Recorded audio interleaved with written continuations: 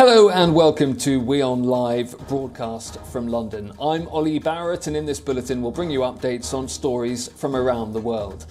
Days after its top executives were arrested, Hong Kong's pro-democracy newspaper Apple Daily is in crisis. The newspaper that's been a staunch critic of Beijing may have to shut down within days. We'll bring you more on that, but first let's take a look at the headlines.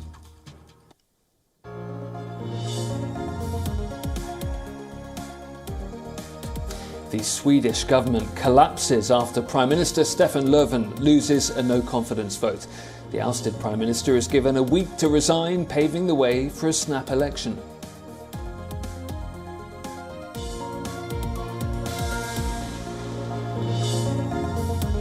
Armenian Prime Minister Nikol Pashinyan gets a decisive victory in snap elections with 53.9% of votes. Top rival and former President Robert Kocharian alleges election fraud.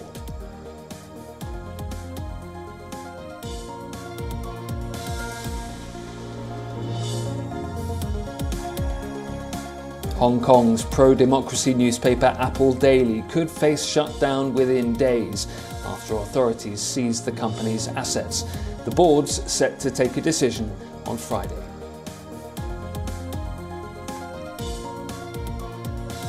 These guys are murderers, mass murderers. A regime of brutal hangmen must never be allowed to have weapons of mass destruction that will enable it to not to kill thousands but millions. Israel's position. Israeli Prime Minister Naftali Bennett calls the election of Iranian President Ibrahim Raisi a regime of brutal hangmen. Bennett is warning Western powers to wake up to the threat of Iran before returning to a nuclear agreement with Tehran.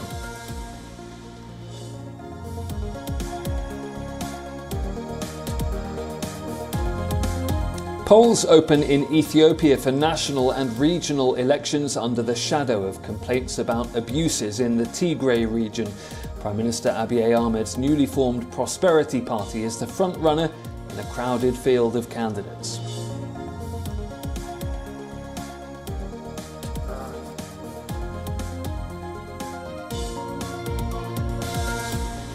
The US Navy carries out full ship shock trials by detonating powerful explosions to test its aircraft carriers and their preparedness for war.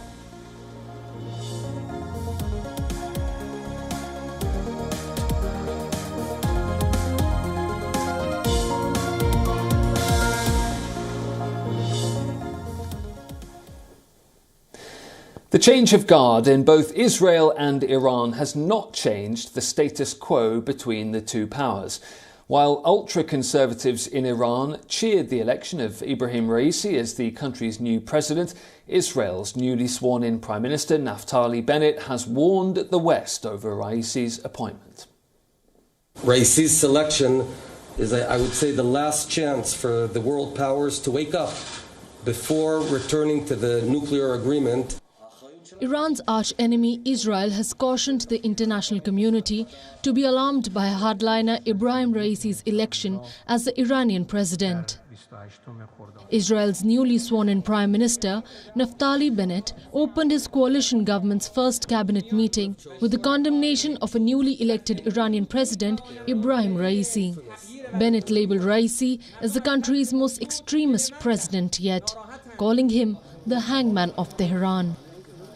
Of all the people that Khamenei could have chosen, he chose the hangman of Tehran, the man infamous among Iranians and across the world for leading the death committees, which executed thousands of innocent Iranian citizens throughout the years. Israeli Foreign Minister Yair Lapid called Iran's new president as the butcher of Tehran, who is an extremist responsible for deaths of thousands of Iranians. Israeli Defense Minister Benny Gantz said that this is another evidence of the foreseen extremism and the ongoing Iranian aggression. All offensive options are on the table, and all means currently being engaged will continue to be engaged in the future. We face challenges near and far. Raisi's election to President of Iran is another evidence of the foreseen extremism and the ongoing Iranian aggression. Israel will continue to develop the necessary capacities to protect itself from any threat. Israel says Raisi is committed to regime's nuclear ambitions and to its campaign of global terror. Deputy Foreign Minister Abbas Araghchi has informed that the parties to the nuclear deal are now closer than ever to an agreement. We are closer to a deal than any time in the past, but it doesn't mean that we are there. The remaining job is still difficult. And needs lots of efforts and further talks. So we decided to cut negotiations here, go back home, not only for consultations but this time for decision making. For now, the nuclear deal talks between negotiators for Iran and 6 world powers in Vienna have adjourned, even though differences remained. But despite the differences, the European Union's foreign policy chief, Josep Borrell, signalled optimism on the deal. In a statement, he said that Iran and the world powers could still clinch a deal to revive the nuclear accord.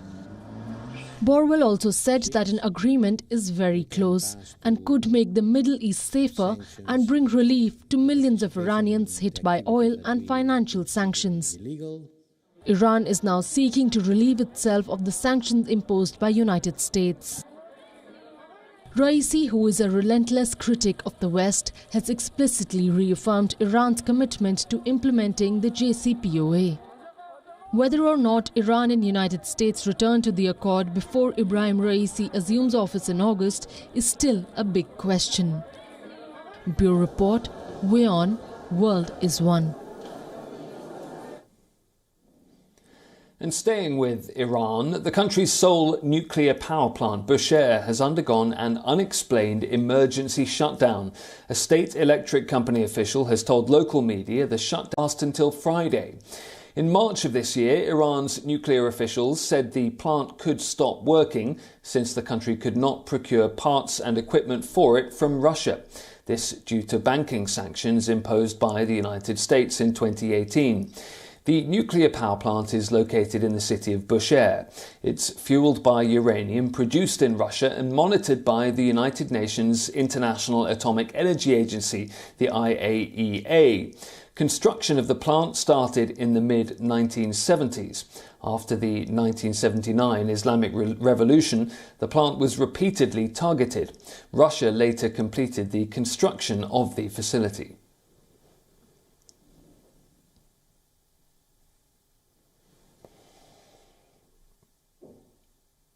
To Hong Kong now, and days after the newspaper Apple Daily's office was raided and its executives arrested, the pro-democracy daily might have to shut down in just days. The newspaper's board will take a decision on Friday. Jailed Apple Daily owner Jimmy Lai. Mark Simon, a spokesman for publisher Next Digital, exclusively told Reuters that while they thought the paper could run through June, money will now run dry in days. Simon spoke by phone from the U.S., saying, quote, "Vendors tried to put money into our accounts and were rejected. We can't bank." Jimmy Lai is a staunch critic of Beijing and was jailed under the national security law earlier this year and has since had his assets frozen. The news comes days after 5 Apple Daily executives were arrested as part of a police raid, which was later condemned by the UN and global rights groups. 3 have been released on bail, while the paper's chief editor and executive were denied the chance. Simon, the spokesman, told Reuters that Next Digital was set to hold a board meeting on Monday to discuss steps moving forward. Let's shift our focus now to Armenia, where the country's incumbent Prime Minister Nikol Pashinyan has won a majority in snap elections. According to Armenia's election commission, Pashinyan's civil contract party has registered nearly 54% of the votes, while former President Robert Kocharian's party has recorded around 21%. A winning party or bloc needs to obtain at least 50% of seats in order to form a government. Calling it a fair poll, many Armenians have rejoiced in Pashinyan's win.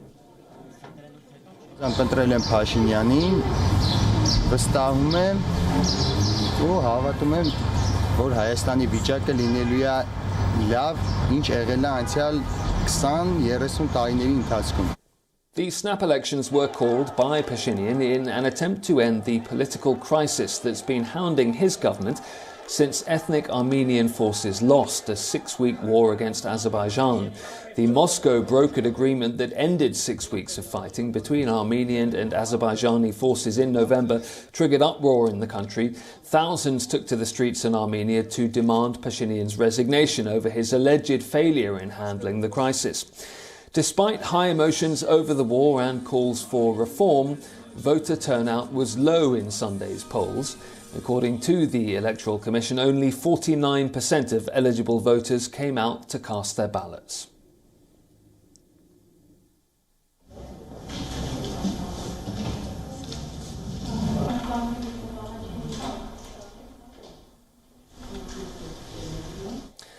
Early results for regional polls in France indicate a setback for both Emmanuel Macron's centrist party and Le Pen's far-right party. Exit polls predict a comfortable lead for the Conservative Party, Les Républicains.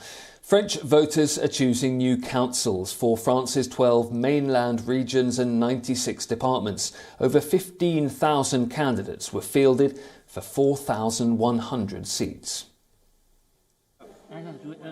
France's regional elections failed to give Marine Le Pen's far-right party the boost she was hoping for. An Ipsos exit poll from Sunday's vote shows a win for France's mainstream Conservatives, who got 27% of the vote overall. Le Pen's National Rally got 19%, a drop of more than 7 percentage points nationwide compared to the last election in 2015. The ruling party did as badly as expected, revealing the extent. Macron's party spokesperson called the result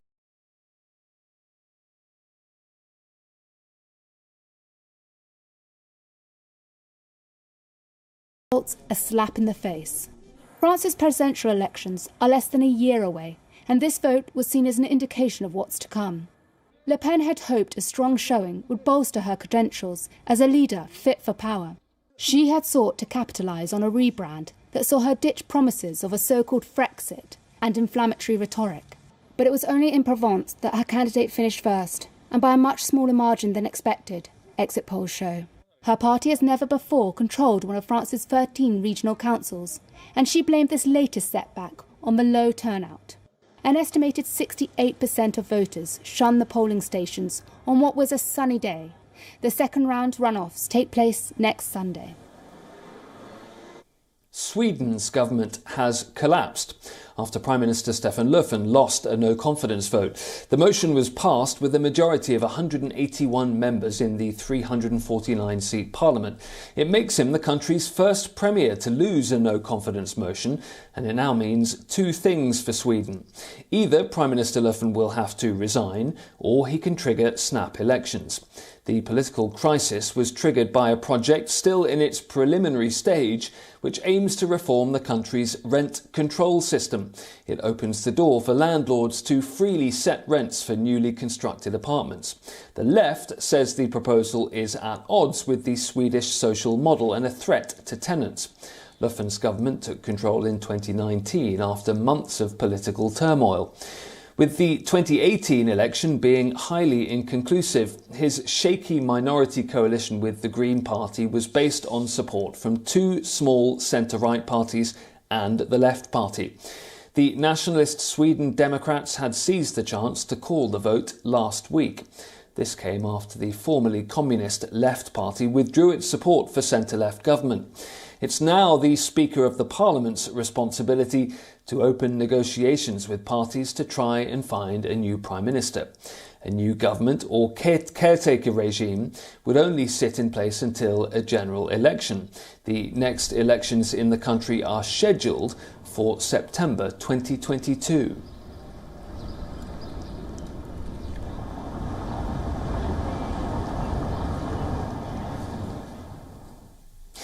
Here in the UK, the country was scheduled to lift all COVID restrictions in England today, June the 21st. But that was delayed by 4 weeks, with a new target date for unlocking set for July the 19th. But with the Delta variant still posing a threat here, is the government ready to lift all remaining COVID restrictions on the English economy by July 19th? The countdown is on for the United Kingdom to lift all remaining COVID restrictions, with less than a month to go for the July 19th reopening plan. UK Prime Minister Boris Johnson has said that he is very confident about lifting all restrictions by the terminus date. Johnson's announcement came based on the recent data on coronavirus spread in the United Kingdom. I'm very confident that we'll be able to go through with step 4 of the roadmap on the timetable that I've set out, with treating July the 19th, as I've said, as a terminus date. I think that's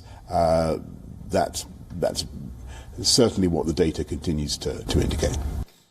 Boris Johnson added that he has complete confidence in the British Health Secretary Matt Hancock. Johnson's clarification comes a day after his former aide shared conversations where the Prime Minister allegedly called Health Secretary Matt Hancock totally hopeless. You call Matt Hancock hopeless. Do you still have full faith in him?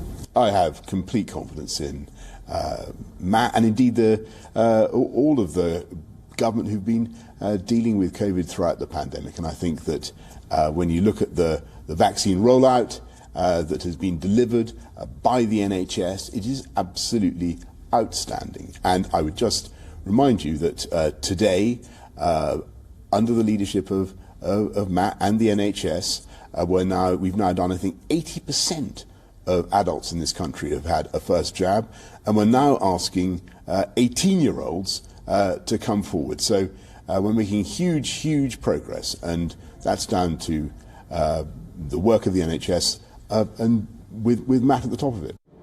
Boris Johnson also said that he would look to work with UEFA over the planned Euro 2020 final in July, which is scheduled to be held in London's Wembley Stadium. Johnson reiterated that public health will remain the top priority. The UEFA has said that it has a contingency plan to replace the venue from Wembley unless Britain agrees to exempt 10-day quarantine rules for foreign fans. We'll do what we have to do to keep the country safe from COVID. That's obviously going to be our priority, and we'll be talking to UEFA about what they want and see if we can make some sensible accommodations. But the priority obviously has to be public health. United Kingdom's June 21st plan to lift all COVID restrictions was pushed ahead by 4 weeks to July 19th. This as the Delta variant continued to wreak havoc. Boris Johnson had earlier said that the time between June 21st and July 19th will be used to further push the vaccination drive in UK. Bureau Report WION, World is One.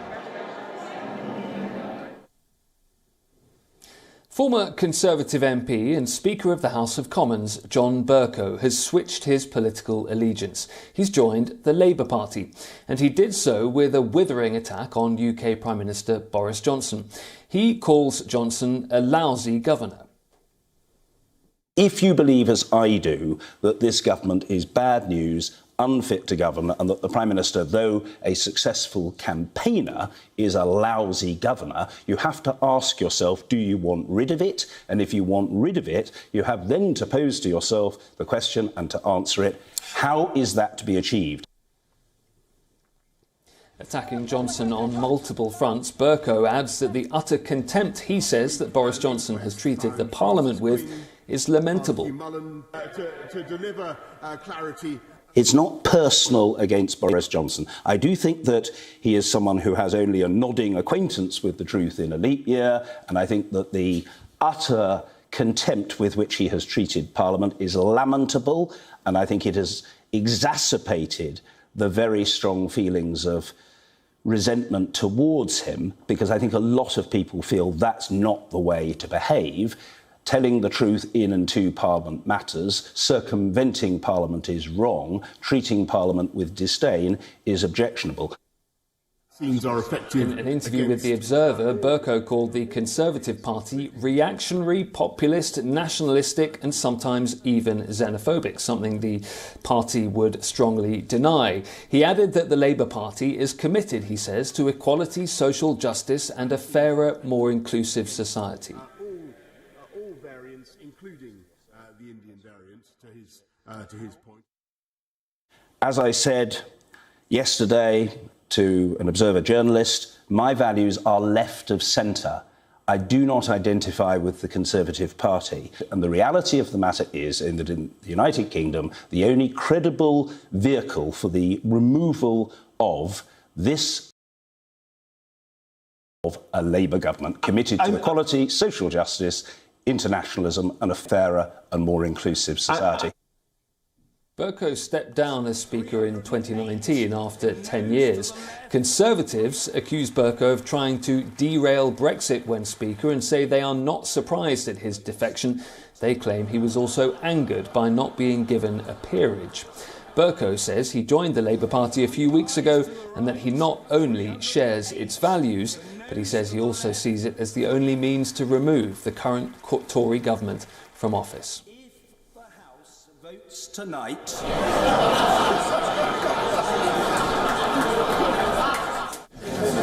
The ayes to the right, 308. Tourism is booming in Tibet as Chinese visitors look for alternatives to international travel. But the huge influx of holidaymakers poses a threat to Tibet's historic sites and pristine landscapes. Here's a report. The Potala Palace sits beneath Tibet's blue skies. It was once home to the Dalai Lamas and is the iconic center of Tibetan Buddhism.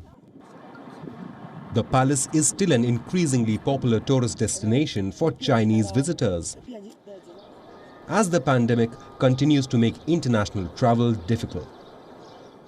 However, the tourism boom in Tibet poses challenges to the fragile state of its environment and historical sites. It will be hard to protect the ecology and culture of Tibet in the fast growth of tourism if we don't have a long-term plan. I think the biggest challenge for the tourism in Tibet is how to keep a balance between the growth and the protection of ecology and the culture. So it is very important to establish a set of values and rules of behavior for travel in Tibet while building the facilities.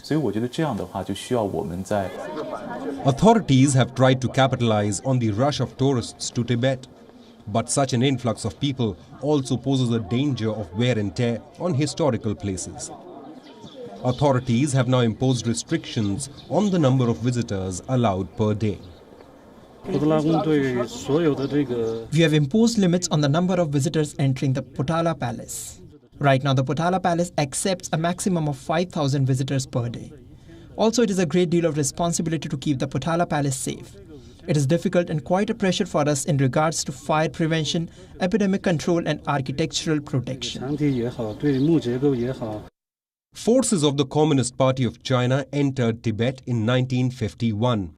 The Dalai Lama, Tibet's traditional spiritual and political leader, fled to India during an abortive uprising against Chinese rule in 1959. Tibet remains under CPC control, while the Chinese claim a centuries-old association with the region. This is part of the deep heritage of Chinese culture with thousands of years of history. It is hard for us to understand if we only stay here briefly. Tibet is a very mysterious place, a place I have been eager to visit. Sometime after I finish this trip, I will come back because there are a lot of places that I haven't been able to visit due to limited time. I will come back. With its gleaming bronze roof decorations, the Jokhang Temple is another must-see on the Tibet tourist route. Tourists visit the monastery where monks still debate with traditional claps for emphasis, while the devout walk clockwise around the temple in a pilgrimage. People have the psychology of pilgrimage. Many would cry when they arrive in Tibet. because they feel their mind purified. They are not only moved by the most spectacular landscape, but also by the local culture and people. Tibet has a population of 3.5 million people, but it welcomed 35 million tourists in 2020 despite the pandemic. That figure is expected to reach 60 million by 2026. Such a flood of visitors means caution is necessary to protect the natural heritage and local culture of Tibet. Bureau Report, WION World is One. That's all we have time for on this edition of WION Live Broadcast from London. Thank you for joining us. I'll leave you though with these pictures from countries across the world celebrating the 7th International Yoga Day. This year's Yoga Day theme was Yoga for Wellness. This year, Yoga Day was marked in around 190 countries. Goodbye.